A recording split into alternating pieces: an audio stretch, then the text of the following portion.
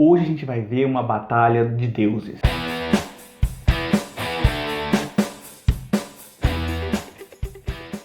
Fala pessoal do Biblino, bem-vindos a mais um vídeo e hoje nós vamos estar falando sobre Êxodo dos capítulos 4 até o 15, que engloba principalmente o combate entre Israel e o Egito, ou melhor dizendo, entre o Deus de Israel e os deuses do Egito. A verdade é que no nível humano, aqui a gente vai encontrar vários dos temas que a gente tem avaliado dentro do padrão do Êxodo. A gente vai ver aqui opressão, sangue, pragas, redenção, presença, fuga, água, celebração, vitória, deserto e herança.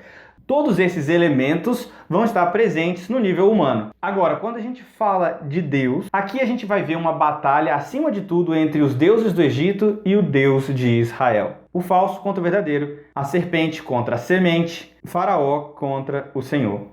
Mais uma vez, eu gostaria de te lembrar que essa série é baseada toda no livro Echoes of Exodus, dos autores Alastair Roberts e Andrew Wilson. Eles têm uma frase muito interessante sobre essa parte de Êxodo, que diz assim: essa é uma luta injusta. Batalhar contra Deus sempre é. E isso é uma grande verdade. Seja qual for o oponente, jamais se é páreo para Deus.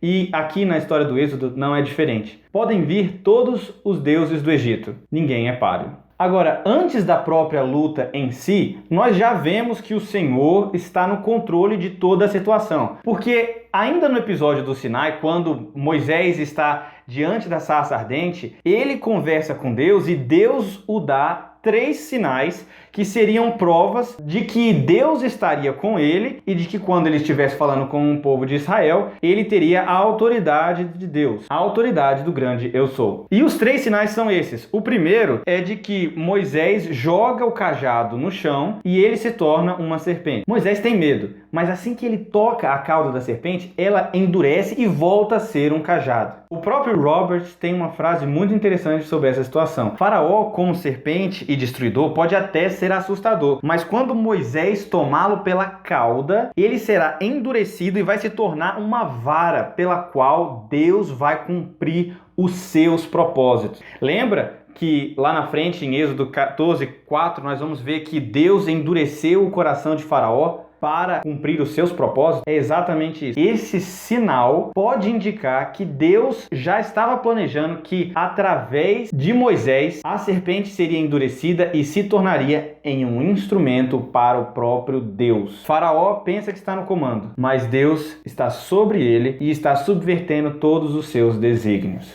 O segundo sinal é de que quando Moisés põe a mão na túnica e ela fica doente e impura, mas quando ele coloca novamente, ela se torna limpa e saudável, restaurada novamente. O ponto aqui é de que Deus pode afligir, mas ele também tem o poder para restaurar novamente. E o terceiro sinal é de que Deus diz para Moisés tomar a água do Nilo e derramar no chão, e ela se tornaria em sangue. O ponto desse sinal é de que aquilo que para os egípcios seria a fonte de vida, um deus do Egito, o próprio Nilo, na verdade se tornaria em rio de morte e traria morte por todo o país. E aqui essa pode ser uma reversão sinistra dos propósitos dos egípcios em afogar os bebês hebreus homens no Nilo desde o capítulo 1. Você lembra do edito de Faraó dizendo que todos os bebês hebreus deveriam ser afogados no Nilo? Então, agora o próprio Nilo se tornou em sangue, um rio de morte para atingir os egípcios. Um tanto sinistro, não? Mas voltando.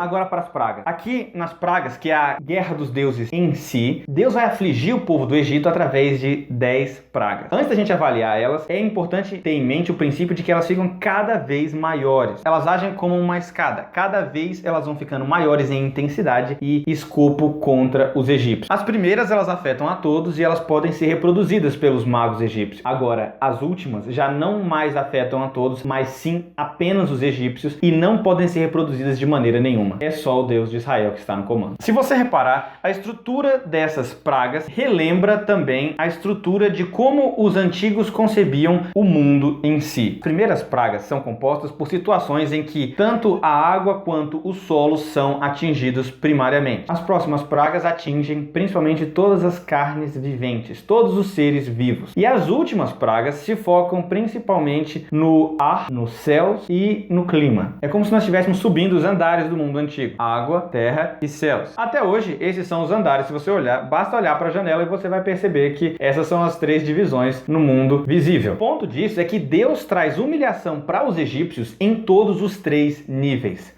Os egípcios, é claro, tinham milhares de deuses para cada um desses níveis de realidade. Vários deuses para representar a água, para representar a terra e para representar também os céus. Agora, em todos eles, é como se Jeová estivesse dando uma surra em todos esses outros deuses. Robert diz que Êxodo dá a entender que desde o porão até o telhado da casa do Egito, Deus dá uma surra em todos os falsos deuses. A 10ª praga do Egito foca principalmente na morte dos primogênitos. Essa é uma reversão do édito de morte que nós vimos do faraó lá no capítulo 1. Claramente, agora que os bebês que estão morrendo são do Egito. Mas não só isso, essa também é uma declaração de que Deus acabará com todo o futuro do Egito. Inclusive, o sucessor ao trono egípcio também está na lista dos mortos. Agora, o foco do autor de Êxodo não é claramente nessa última e 10ª praga. Pelo contrário, é na Páscoa. O ritual judeu, que é estabelecido pelo próprio Deus, conforme as suas orientações dadas a Moisés, seria a maneira pela qual os israelitas não estariam sujeitos às mesmas punições que os egípcios. Ou seja, o sacrifício da Páscoa é aquilo que diferencia os israelitas dos egípcios, o povo de Deus dos que estão contra Deus. Realmente, a Páscoa é um divisor de águas e ela é corretamente muito interpretada como um prelúdio da obra de Cristo. Afinal de contas, ali nós temos a morte de um cordeiro, fé e obediência que salvam, mas além disso nós também vemos que existem outros elementos nessa história. Um deles, pureza, o cordeiro deveria ser sem manchas, mas também sofrimento. Nós temos as ervas amargas ali para representar todo o sofrimento que o povo viria a passar no deserto. E além disso tudo, também existe um aspecto memorial. Esse ritual era para ser relembrado anualmente e nessa oportunidade os pais poderiam instruir seus filhos acerca do grande livramento, da grande salvação dada pelo próprio Jeová ao povo de Deus, resgatando-os do Egito. A Páscoa era para ser o lembrete anual para os pais de que eles deveriam contar a história de Êxodo para os meninos. Mas não só isso também apontava para o futuro do povo de Israel. Eles sempre viveriam para poder contar essa história. Agora, a partir do momento em que a gente passa para a fuga, é muito importante relembrar que não existe um limite ou uma fronteira a qual os israelitas atravessam e a partir daí já estão fora do alcance dos egípcios. A verdade é que isso só vai acontecer quando eles cruzarem o Mar Vermelho. É a partir dali que eles entram em segurança. Mas nesse momento da fuga é também muito importante relembrar que não só os israelitas fugiram, mas também egípcios. Você já percebeu isso? O fato é que egípcios também seguem a multidão de Israel. Quando eu percebi isso, eu fiquei extremamente chocado. Eu nunca tinha percebido isso antes de ler o livro de Robert, mas é inegável. Basta você olhar Êxodo 12:38. Dá uma olhada lá. Nesse momento, nós vemos que os egípcios também decidiram sair. Existe uma multidão mista. Essa multidão mista é composta por várias pessoas que viram as obras de Deus através das pragas e também quiseram entrar no barco. Muito bem-vindos, egípcios. Além disso, não só egípcios estão sendo levados pelos israelitas, mas também várias de suas joias de ouro, de prata. O povo de Israel está levando os despojos da guerra. O povo de Israel entrou em guerra? Não. Mas, é claro, o Deus Jeová entrou em guerra contra o Egito, venceu e quem fica com os despojos são o seu povo. Mas, além disso tudo, também vemos que um outro artefato é levado do Egito junto com o povo de Israel. E esses são os ossos de José.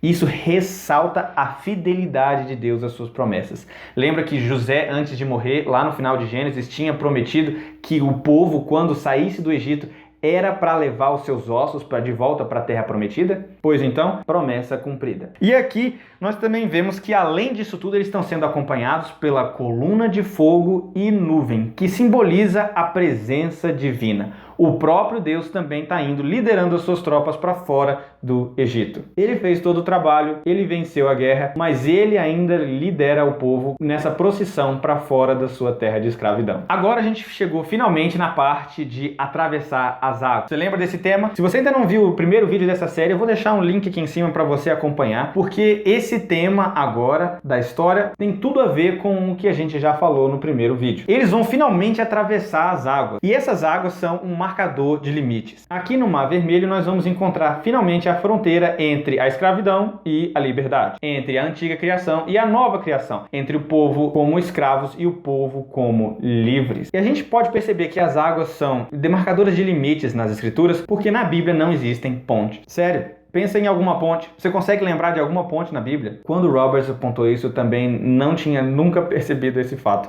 Mas não existem pontes na Bíblia. Na Bíblia, as águas dividem, como diz Roberts. As águas dividem tempo e espaço. Pare bem para pensar. O dilúvio separa uma era de outra. Jacó cruza um rio antes de trocar de nome de Jacó para Israel. Ele cruza o Jaboque. Josué cruza o Jordão para entrar na terra. João batiza as pessoas para dentro de um novo reino. A água separa o antigo do novo, um mundo do outro. Agora, é muito interessante também perceber que em Jesus o efeito é reverso. Você já percebeu que as águas do batismo, na verdade, unem ao invés de dividir, escravo e livre, judeu e gentil, todos um dentro de Cristo Jesus. Ao abrir o Mar Vermelho, Deus separa Israel do Egito, pelo fato de que Deus coloca uma coluna de nuvem em fogo entre o povo, entre os exércitos do Egito e o povo de Israel, enquanto eles cruzam o mar. Os céus se colocam entre os egípcios, que vão, em última análise, ficar debaixo das águas, e o povo de Israel, que vai entrar na terra seca. De novo, mais uma vez, nós vemos mar, terra e céus que entram na história para dividir essa situação. Israel atravessa o mar de noite, mas ela é iluminada pelo próprio Deus no seu pilar de fogo. E é interessante perceber que, pelo contrário, o Egito atravessa o mar de dia, mas é confundido com as trevas e a escuridão das profundezas. Deus vence o dragão serpente. A batalha dos deuses foi vencida e a canção pós-batalha fala exatamente disso. A vitória de Deus sobre o Egito. A música deles é toda focada em Deus e como ele superou todos os exércitos do Egito. O cavalo e o cavaleiro estão lançados no mar. Você vai reparar que essa canção, ela serve de base para várias outras canções ao longo das Escrituras. Miriam também canta com as outras mulheres que foram salvas pelas mãos de Deus. E isso é interessante porque ressalta mais uma vez o papel das mulheres agora no final desse ciclo de Êxodo. As mulheres mais uma vez cantando o seu triunfo sobre a serpente. Tudo isso ocasionado pelo próprio Deus. Da primeira vez que elas lutaram contra a serpente lá no jardim, a mulher perdeu, vencida pela tentação. Mas agora, pelo poder de Deus, as mulheres estão usufruindo dos frutos da salvação que Deus efetuou. Agora, eu também gostaria que você percebesse algumas das relações entre essa história e algumas histórias de Gênesis. Isso tudo é apontado pra gente por um estudioso chamado L. Michael Morales, que escreveu o livro Exodus Old and New, uma teologia bíblica do Êxodo. A travessia do Mar Vermelho também se dá aludindo a Gênesis em dois níveis diferentes. O primeiro é que ele alude à história da criação e o segundo é que ele alude à história do dilúvio, ou a nova criação. Você percebeu? Noé como um novo Adão, com todos os animais, como se o Éden ficasse dentro daquela própria arca. Mas outro dia a gente fala sobre a história do dilúvio. Aqui nós vamos ver como essas histórias aparecem dentro da travessia do Mar Vermelho. Em termos da criação, não é que Moisés é Adão. Você vai se lembrar que em Gênesis 1, versículo 2, Deus também aparece em cima das águas caóticas. Você vai perceber que Deus, por meio do seu espírito, do seu sopro, do seu vento, traz ordem através do caos. Mas além dessa alusão, nós também vemos uma alusão clara ao dilúvio e à arca de Noé. Porque Deus salva o povo dele através das águas de juízo. O Mar Vermelho funciona como as águas do dilúvio sobre os egípcios. Da mesma forma que as águas do dilúvio inundaram todo o mundo antigo, agora elas também inundam a maior potência do mundo antigo que se opôs a Deus. Mas o povo de Deus atravessa as águas em total segurança. Assim como Noé e seus tripulantes atravessaram as águas do dilúvio em total paz. É como se a arca agora fosse construída com paredes de águas e teto de céu. E a grande multidão mista substitui as 8 pessoas que estavam junto com Noé. É como se na música da Escritura o tema de salvação através do juízo, o tema do êxodo esteja ficando cada vez mais alto e vibrante. Mas o livro ainda nem acabou e nós temos muito mais para ver. Mas isso fica para o próximo vídeo. Se você gostou desse conteúdo, deixa o seu like aqui embaixo, se inscreve no canal, porque esses são os conteúdos que nós vamos estar produzindo